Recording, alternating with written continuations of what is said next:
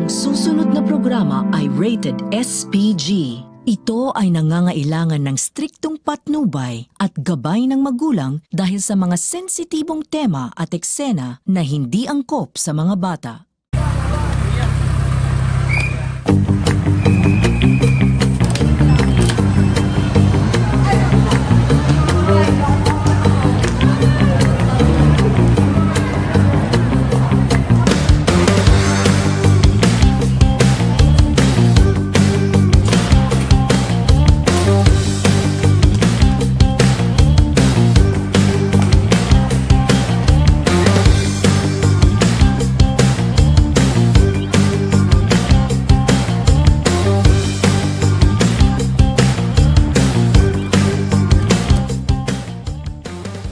Hulyo 6, 1892, siya ay inaresto at ikinulong sa Fort Santiago sa utos ni Governor General Despujol. Kinabukasan noong Hulyo 7, 1892 ay lumabas ang kautusan ng pagpapatapon kay Rizal sa malayong lugar sa Mindanao, ang Dapitan, nakasalukuyang Zamboanga del Norte. 4 na taon siya na namalagi sa Dapitan, kung saan nanggagamot siya sa mga may sakit. Hinihikayat niya ang mga mamamayan na magbukas ng paaralan at maging ang pagpapaunlad ng kanilang kapaligiran. Miss Del Rosario, late ka na nga, hindi ka pa nakikinig. Where was Rizal exiled after the Spanish authorities secretly arrested him?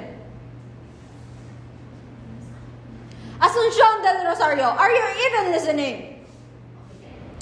Ano ba yan, ma'am? Ba't naman kasi ganan? I mean, it's all part of the history, so what's the point of paying attention sa mga ganyang details? I mean, hindi naman natin yung mararanasan. Are you even considering your words before you speak? Ma'am, kagaya nga po ng sabi ko kanina, it's all part of the history. So who knows? Baka kung sino lang nag-fabricate ng mga libro na yan. Tsaka katabi ba ng author si Rizal at tsaka sino ngayon? Si Bonifacio at that time. Asuncion Del Rosario, make a summary before the day ends. Am I clear? Bakit po? I mean, ako lang po, diba? At saka para sa nagulong. It's final, Miss Asuncion. Class dismissed. Wait lang po, baka lang po mapapag-usapan natin. I mean, baka naman po kayo nagbukas ng kasal, promise. Make it as a perfect piece para sa summer ng winter. No! I'm expecting your output before 11:59 p.m. Nakaka-stress. Monica, bakit nangyari? Kasi ganun si ma'am. Bakit siya nagdi-discuss ng mga ganun about history? Tsaka girl, binigyan pa ako ng activity, tas mamaya ang pasa. I mean, girl, hindi naman ako robot. Paano ko gagawin yun? Hindi nga ako nakikinig kanina. Nakita niya naman, di ba, late ako. So, anong gagawin ko? Okay, ano? Kasi naman, Asi, para ka namang baliw. Ano? Bakit ka naman iimik ng ganon? Si Raulo ka ba? Anong katabi si Rizal? Umamin ka sa Bugano. Ang helpful mo. Ang helpful mo, like promise. Alam mo, te, tanggapin mo na lang na yung output na yan, parusa sa'yo ni ma'am. Ewan ko sa'yo, diyan ka na. Magde-date pa kami ng boyfriend ko. Wait. Ano? Sino sa limang boyfriend mo? As if naman makikipag-date ka. As if naman, alam ko makikipag-tsuktsakan ka lang to. Alam like, mo, ew, so gross. Alam mo, kapag inggit, pikit, pumikit ka na lang habang buhay. Okay, sige na, diyan ka na. Kaya mo yan. Forever. Okay, sige, punta din akong library kasi Ayusin alam mo mo. naman. Oo.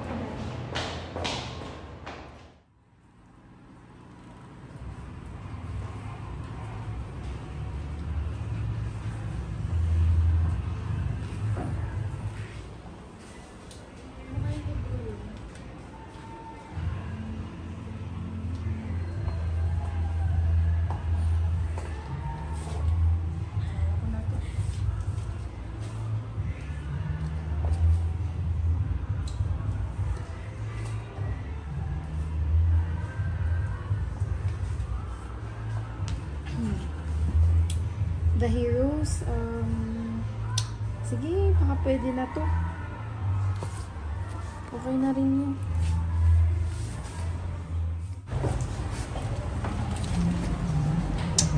Nice. Iba naman to. Uy, perfect. I think it's my day. Life and Works of Rizal. Feeling ko pwedeng-pwede na to. Tara.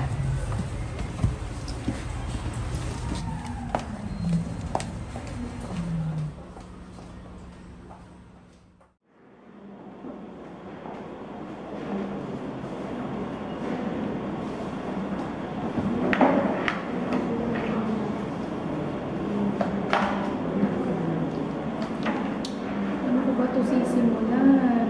Daming handa ko.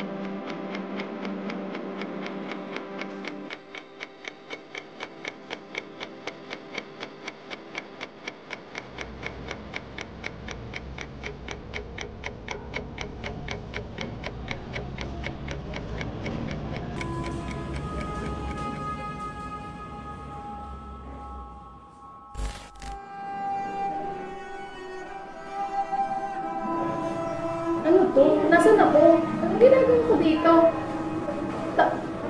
Ano? Ikaw? Sino ka? Who the hell are you? Parang totoo. Ano ba yun? Ano ba nangyari? Parang totoo yung nandito naman ako sa library. Ang dami ko nang nasayang ng oras. Shit. Anong oras na din?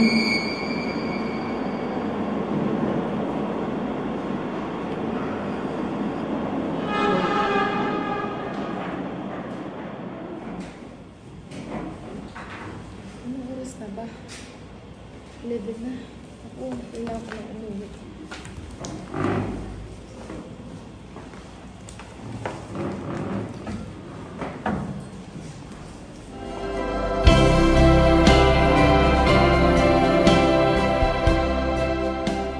Mama, ano mo ba naman to si Ma'am? Kailangan pang-aralin to. Gagawa pa ng summary.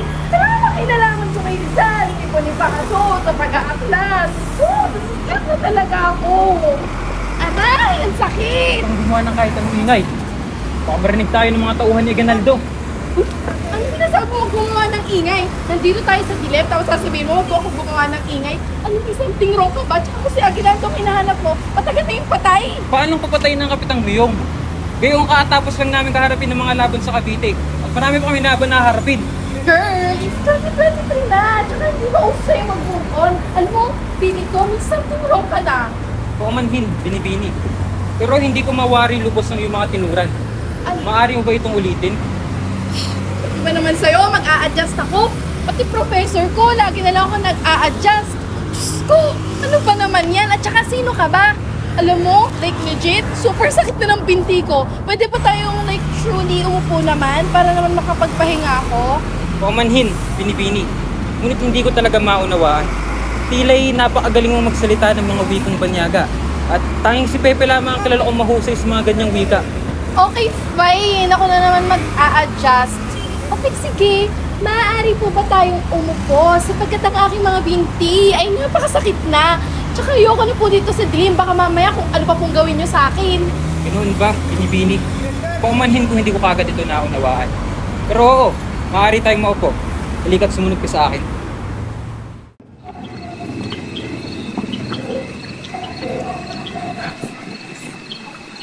Anyways, kanina sabi mo, Pepe. As in, Jose Rizal, the national hero. Kung si Jose Rizal nga yan, Diyos ko, lagi ka na lang Jose Rizal. Lagi na lang kayo, pati prof ko, puro na lang Jose Rizal. Ayaw niyo ba mag-stick sa present, like tomorrow, today? Gusto niyo lagi sa past. Alam mo, puro ka Rizal. Siguro ikaw si Bonifacio. O baka nga ikaw si Bonifacio?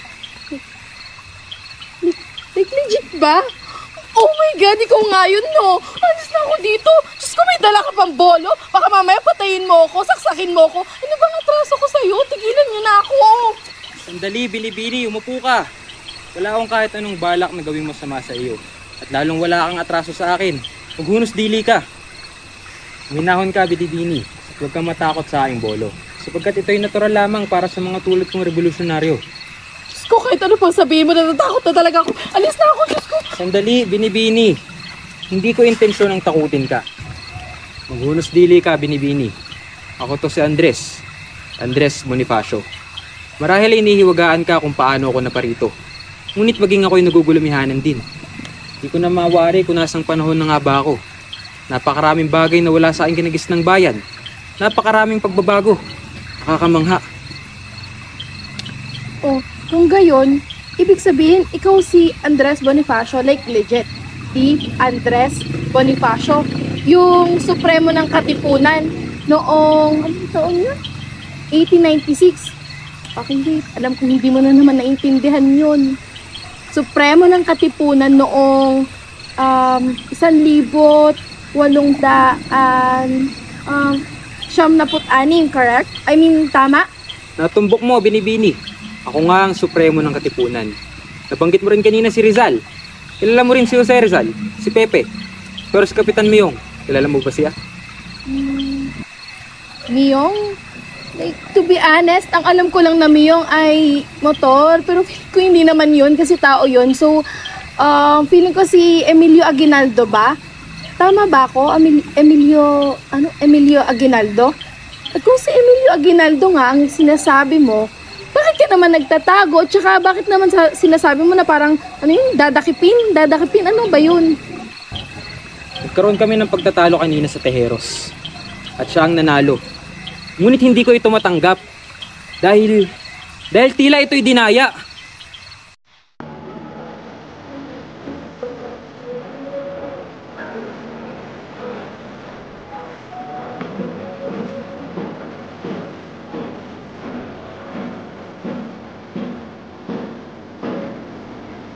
Sa pagka-presidente, Emilio Aguinaldo.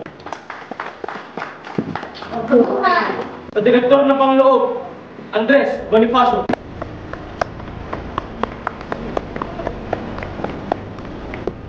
Walang sapat na kaalaman at edukasyon ang tinuturing niyong supremo. Naiisip ko lamang na baka hanapin ako ng mga tao niya dahil sinalungat ko ang naging resulta ng botohan. Pero totoo namang nakakagalit. Minaliit ako. Sinabihang kulang ang aking pinag-aralan. Totoo ito, ngunit hindi naman ito ang basihan para manguna sa organisasyon. Sa Katipunan.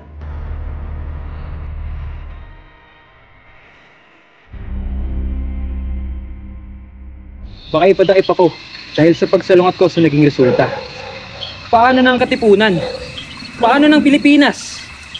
Hindi na maisasagwa ni Pepe ang kanyang mga naging plano dahil sa pagkamatay niya. At nangangamba na rin ako na baka hindi natin makamit ang tunay na kalayaan. Sana pala hindi na lamang ako nagsalita. Ano ka pa? Tama lang yung ginawa mo, te. At saka nagsabi ka lang naman ang gusto mong sabihin. Like yung writing to do. Hindi ko na mawari. Tila'y mali talaga ang aking naging desisyon. Ngunit gusto kong manindigan. Naalala ko kung paano ko pinanindigan ang binubuo naming lihim na organisasyon. Lumaban kami, kahit na hindi sang-ayon ng butihing doktor.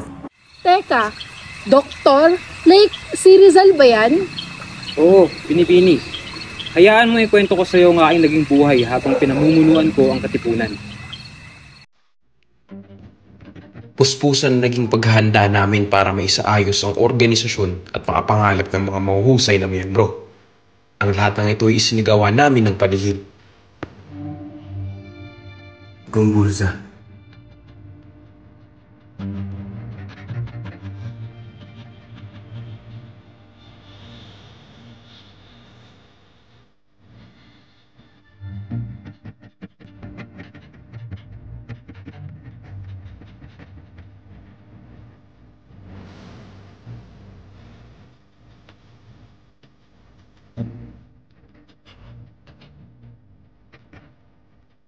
Anak ng bayan.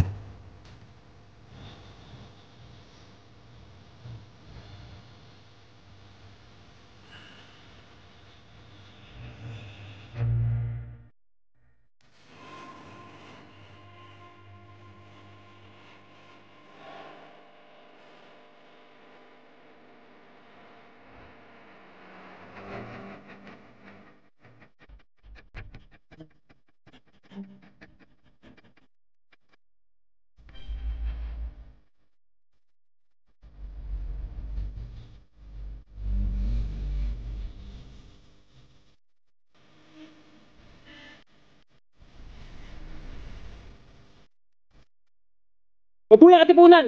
Mabuhay! Nakikita kong maganda ang naging simula, kaya't naisip kong maghanda na para sa pag-aklas. Maganda itong may isagawa sa lalong madaling panahon dahil nauubos na ang ating oras.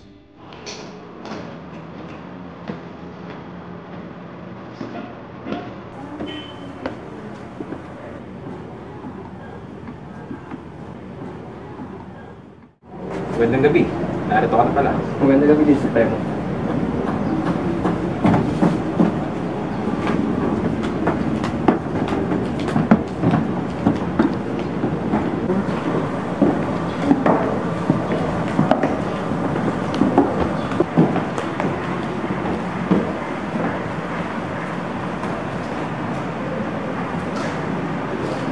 Nais kong ikay sumangguni sa butihing doktor at magtungo sa dapitan.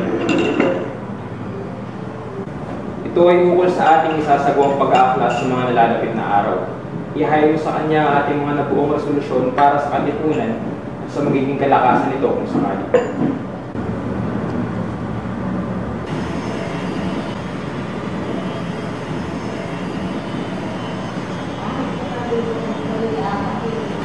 Nais mo makidagdag?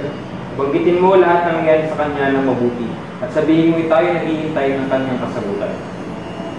Pala, banggitin mo rin sa kanya na maaari natin siyang itakas sa dapitan kapag tayo nakapag-angkat na ng armas mula sa mga akol. Reglado. Bueno, Supremo, mauna na ako. Malayo-layo pang aming lalakbayin. Balitaan na lamang kita kapag nakabalik na ako muli dito sa Maynila. Mag-iingat ka sa iyong paglalakbay.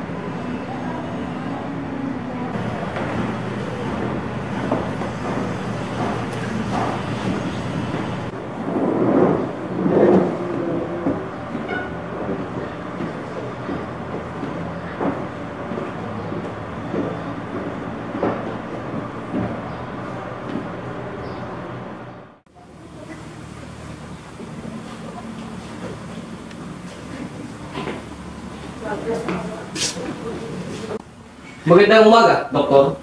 Buenos dias. Kagagaling ko lamang sa General. Tinatanong niya sa akin kung sino nga bang aking bisita. Pinadala ako ng Supremo upang iakay ng resolusyon ng Katipunan para sa binabalak nitong pag-aaklas.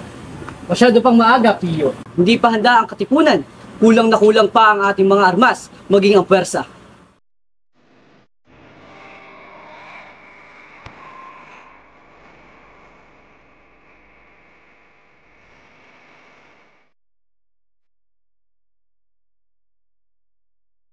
Kung hindi talaga mapipigilan, kuhanin niyo si Luna bilang general. Marami siyang nalalaman pagdating sa militar. Gracias, Senyor. Ang lahat na ito ay makakarating sa Supremo. Bunyeta! Sino nagsabing hindi maaaring magkakalas kung kulang ang armas? Hindi ito maaari! Mauubusan tayo ng oras kung hihintayin pa natin ang Espanya! Armas ba mong kailangan? Kung gayon, kumuha ka ng mga karagdagang mga bolo! Masusunod, Supremo. Itutuloy natin ang labang ito para sa kalayaan ng mga Pilipino, para sa Pilipinas! Perfect! Girl, ang tapang mo sa part na yan. Like, super idol na ata kita, like, right now. Pero, super ikli naman ang story mo. Like, ano bang sunod doon? Anak ka ng bayan. Diyos ko, ang dami ko pang babasahin. Ano ba, ang dami kong due date later. O siya, maun. Diyos ko, saan na yun? Saan na yun? Hinto, Binibini. Tila'y nalaman mo na ang mahika ng libro. Nais kong ikaw na ang magpatuloy sa pag-alam ng aming mga kwento. Basahin mo itong mabuti at pagkaintindihin. Naway makauwi kang ligtas at mapayapa sa iyong uwian. Okay, fine. Kung totoo man yung sinasabi mo, isasara ko na itong libro kasi marami pa akong gagawin. O siya, sige, mauna na ako. Babush!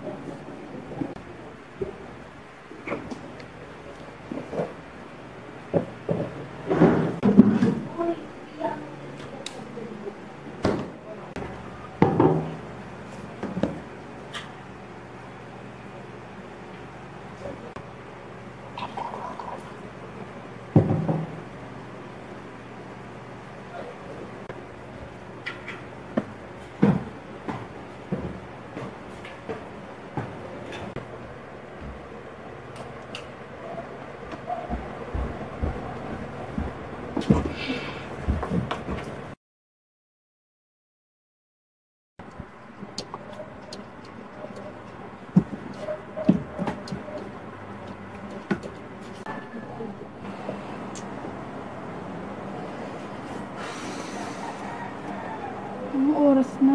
Hindi pa ako nakakapasok.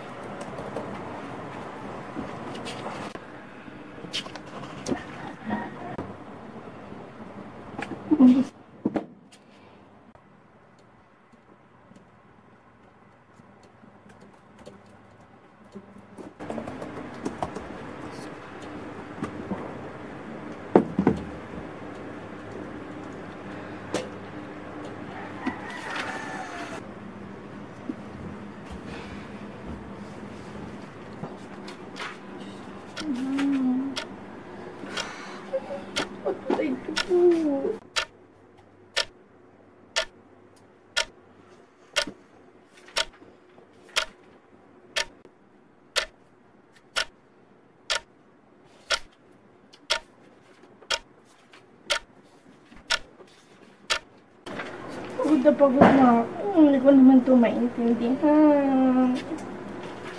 Wala naman pumapasok sa isip ko. Hindi ko na pipilitan. 5 minutes. 5 minutes. 5 minutes, promise.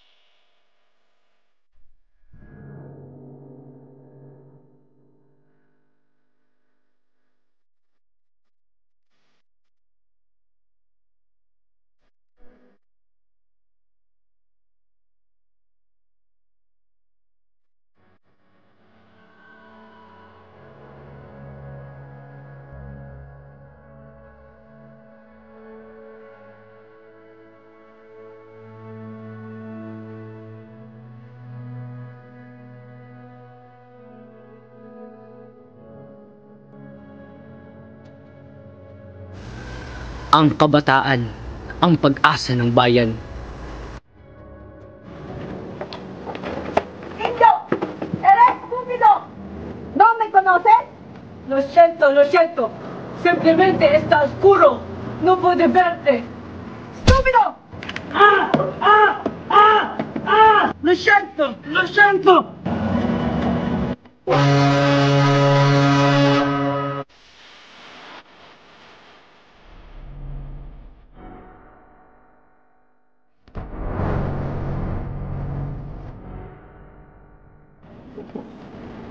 Bebe! Ibalik niyo si Bebe!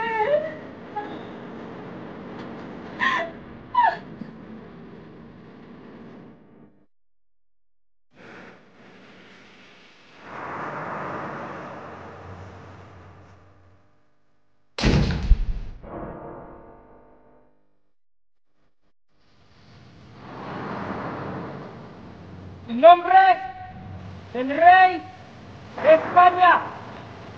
¡Listo! ¡Cargar! ¡Apuntar! ¡Dos soldados más! ¡Fuerte!